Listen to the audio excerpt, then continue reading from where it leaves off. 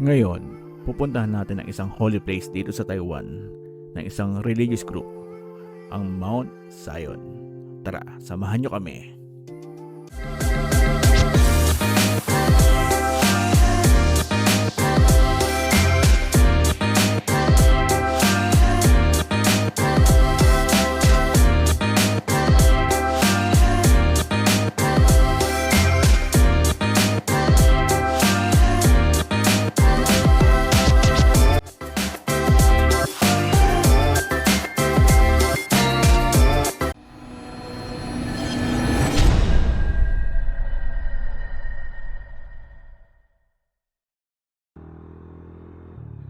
Hello guys, nagbabalik tayo sa ating channel. Ngayon, meron kaming rides kasama ang aking mga katrabaho.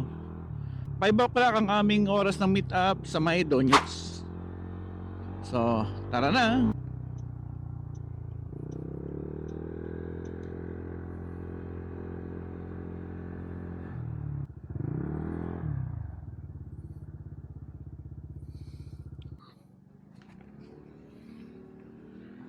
Wala pa rin? Wala na dagdag?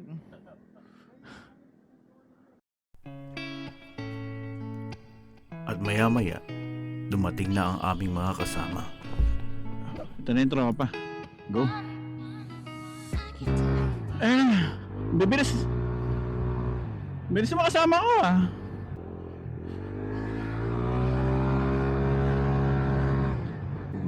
Matindi pala rito pag wala kang gloves, no? Tumatagos yung lamig sa aking gloves. Malabo tayong mag-overspeed dito o may violation kasi sabay-sabay eh. Kung magkaroon ng violation ng isa, malamang dami-dami ito sa overspeeding. Ito kami sa aming rides, no? 3 DRGBT, 3 KRB, tsaka isang PGO na Tigra 200. Ang pupuntahan namin ngayon, Mount Zion. Yung Mount Zion, alam ko, lugar yun ng mga Christian people dito, isang relihiyon.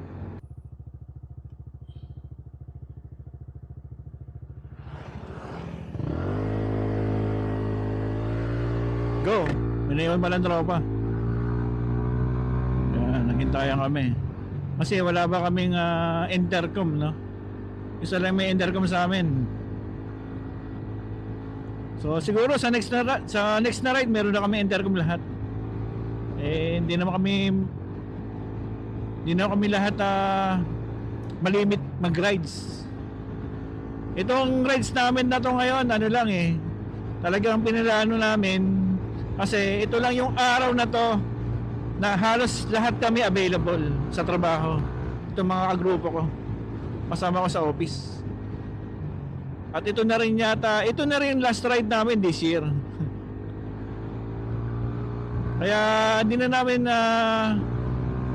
hinayaan na palampasin itong pagkakataon na to na yung rides namin na to.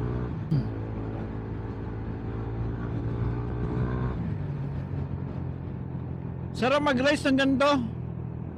Pag presko. Sarap ng hangin pag dumatampi sa iyong katawan. Siguro mga pagdating doon, konting picture lang, kain, sabay sibat na ulit kami pa uwi.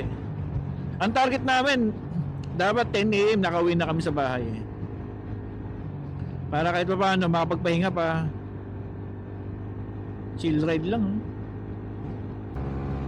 Bumakbak na sila. Kasi yung nasa unahan namin, meron siyang apps na kung may mga camera, kailangan mo mag-slow down. Kaya kung na-slow down siya, ano yan, domino effect lang yun sa amin. Kasi mahalang mahalang violation dito One time may violation ako, 3.5 no? Kung ko-convert mo sa peso, parang 6,000 na yun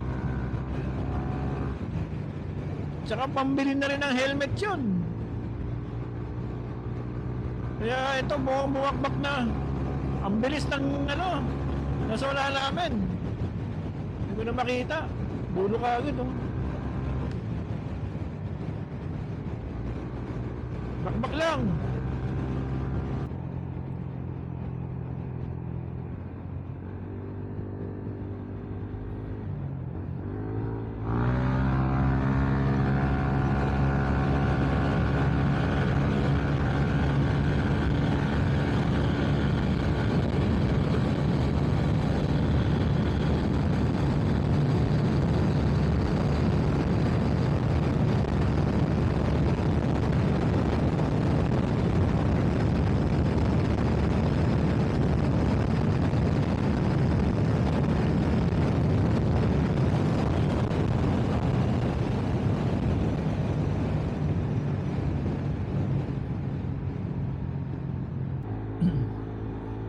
Yung unang stopover namin, di na naka-capture ng video ko kasi lobat kanina.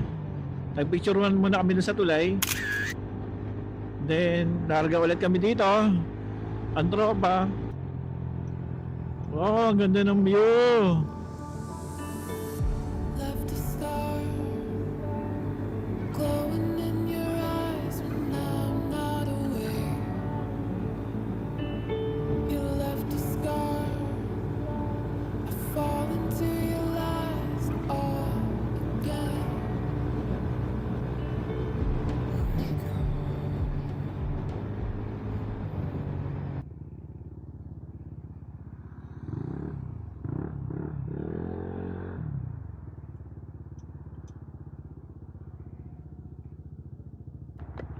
Enjo. Jaman.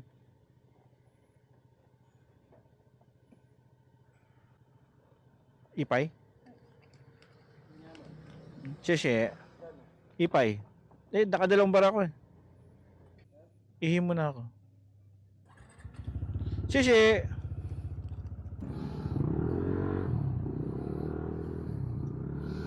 Yan na, inabot na nga kami ng liwanag. So 37 minutes lang naman ang aming biyahe. Kaya malapit-lapit na kami doon sa Mount Zion. Ang tulay ng tralala.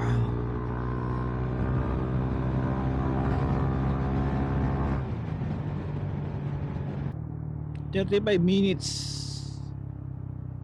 na lang papunta sa Mount Zion."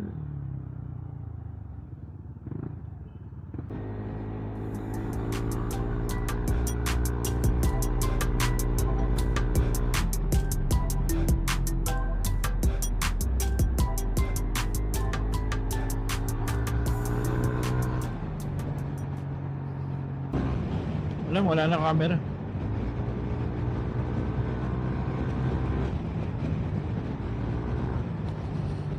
Wow, sarap, ang ganda ng view. Habang sumisikat ang araw.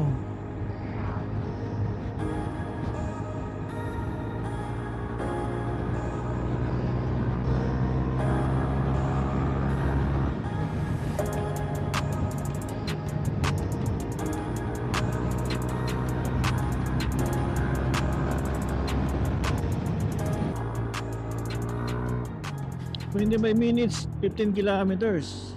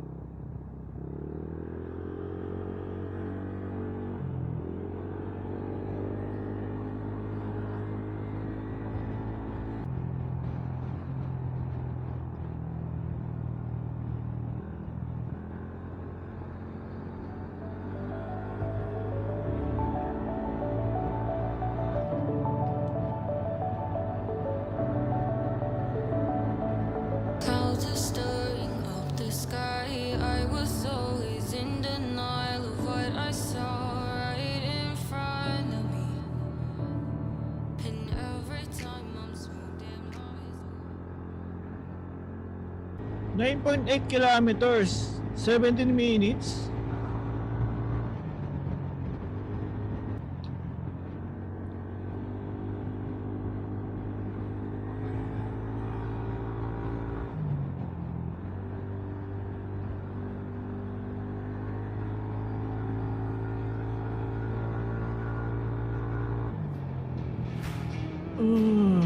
Sarap dito kung meron kang drones.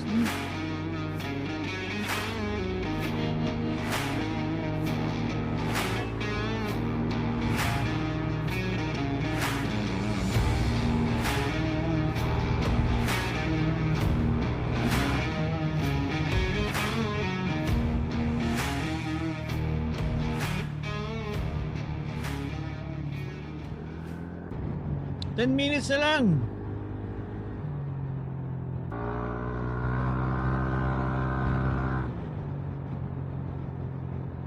Ayan na, Mount Zion. Ang Mount Zion.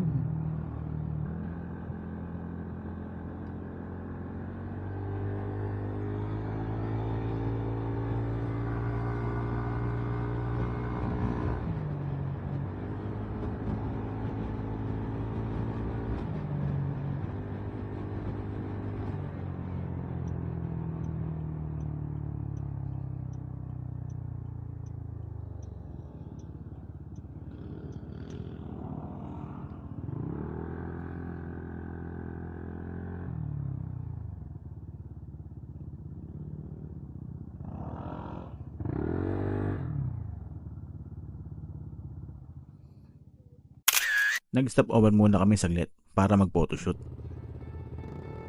Nagpatuloy na ulit kami sa aming paglalakbay patungong Mount Zion.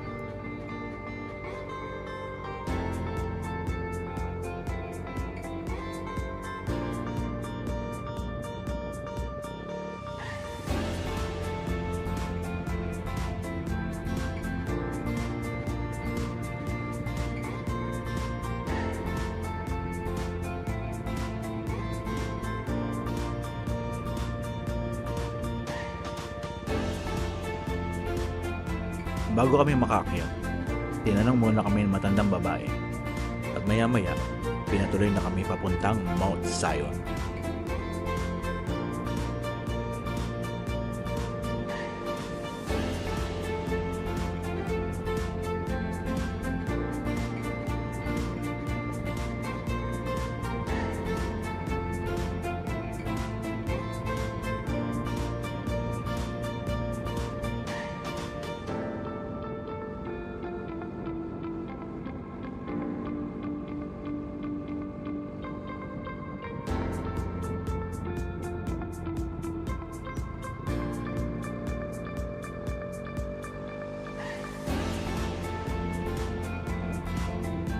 Ang daan nga pala ay paahon at mga matitinding mga kurbada.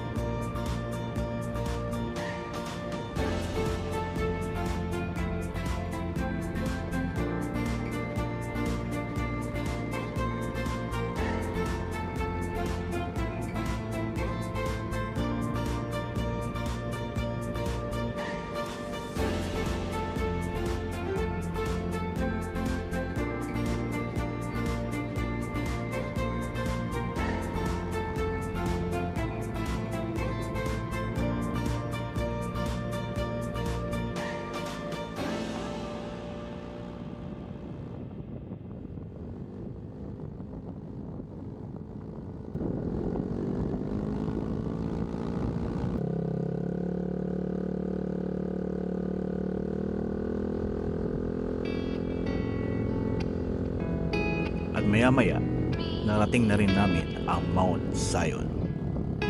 I can tell you want me. I can show you how. Make it out, make it out. Guys, nandito na kami. Nakarating na kami sa Mount Zion. Ganda dito. Kaso napakalaki. Malaki ng lugar. Hindi ko lang alam kung akit kami o kung anong gagawin namin. Pero magkakape muna kami.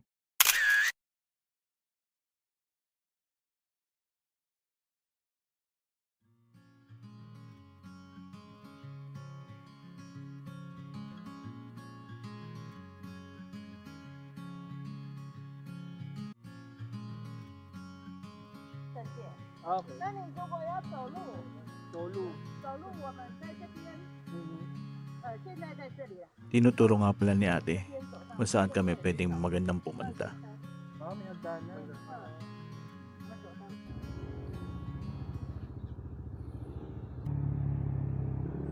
At maya-maya, pinuntahan na namin ang sinasabi ni ate na magandang lugar sa Mount Zion.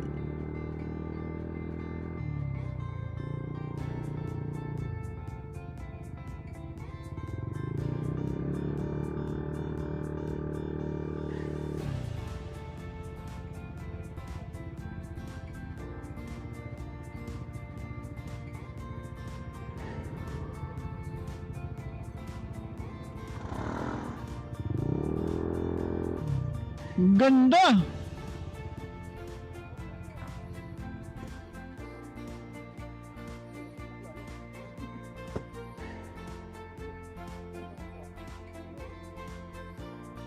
Ano ba? Camera ba?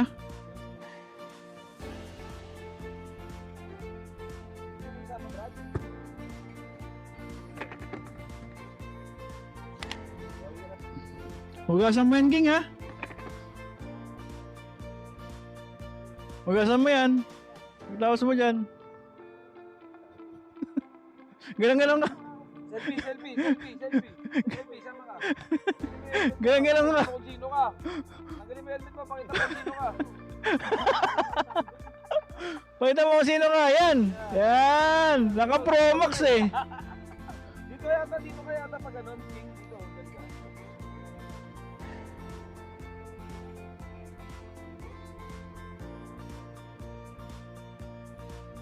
Hindi tayo mukha mo. Yan.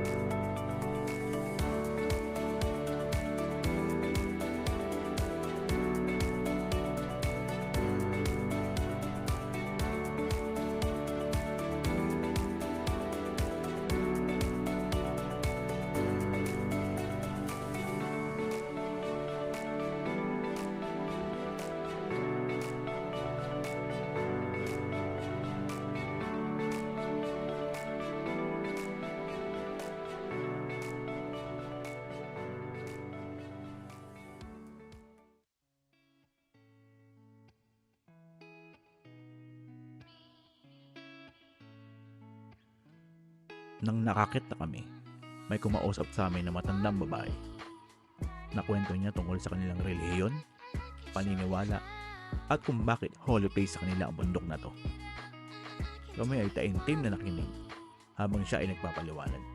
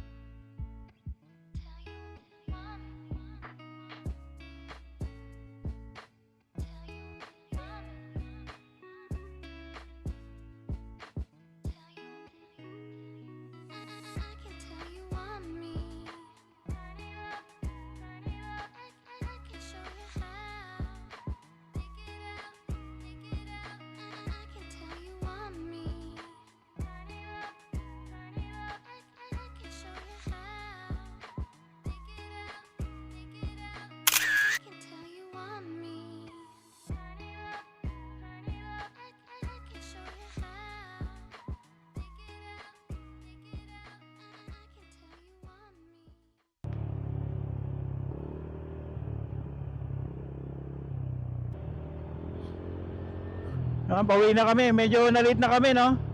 Alas 10 na eh. Ang target namin dapat alas 10 makauwi kami. Ayun, alas 10 pa lang kami uuwi.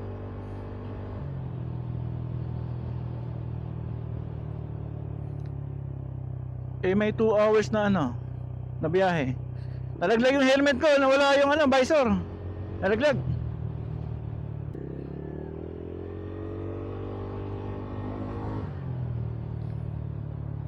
Kanina nag-discuss si ate, no? Kung ano nangyari dito. Parang sa kanila yung lugar na to is Holy Land. Yung kaninang H, ano daw yun? Heaven's Gate.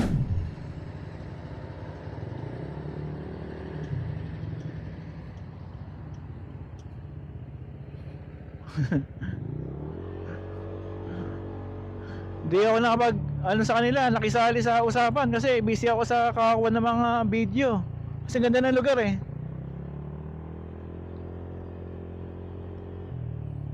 Kinausap sila ng kinausap. Kasi nga ano no, Christian, ano sila, religious group. Mayroon silang sariling autonomy, no? Kaya yung napansin namin dito, yung mga ano nila, yung mga sasakyan nila walang ano, walang mga plaka. So napaisip kami ngayon kung paano sila kumukuha ng mga supply nila rito. Tsaka walang signal masyado dito. Hindi siguro sinusuplayan ng ano, ng sinusuportahan ng government. Tsaka dati parang na prosecute yata yung dati ng leader ng KMT. Eh yung KMT ano yun eh, political party ng Taiwan pero pro-China.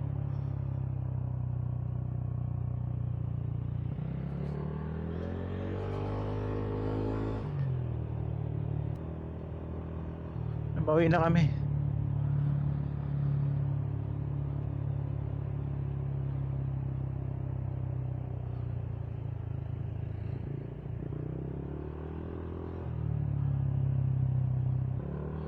Ewan ko lang kung hihinto pa kami o ano kasi nagmamadali kami. Alas 12 pa kami makakauwi. Lagot na sa aming mga asawa. Gago!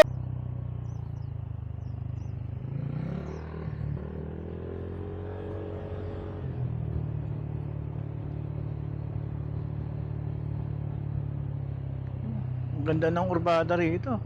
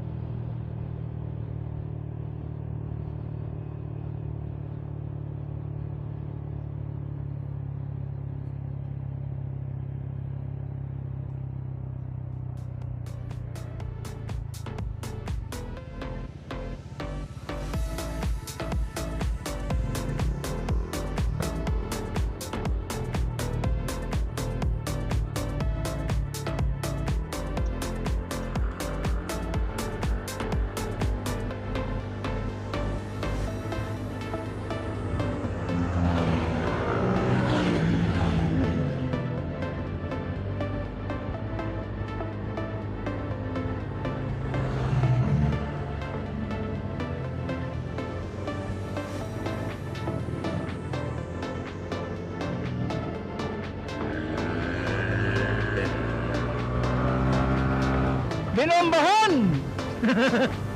Binombahan sa mukha!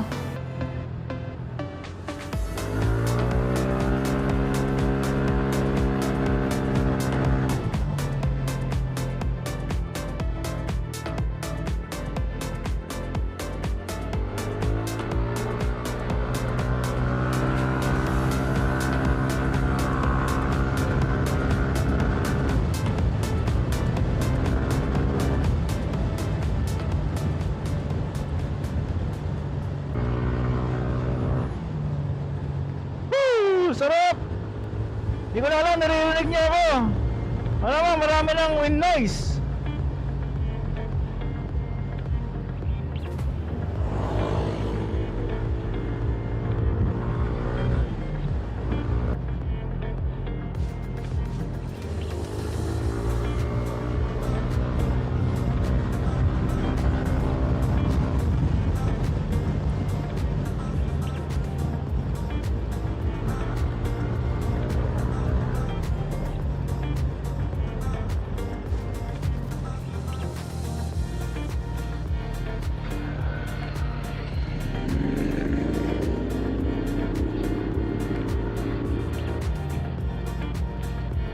Dami man naka-adventure bike dito ah. Adventure ng big bike.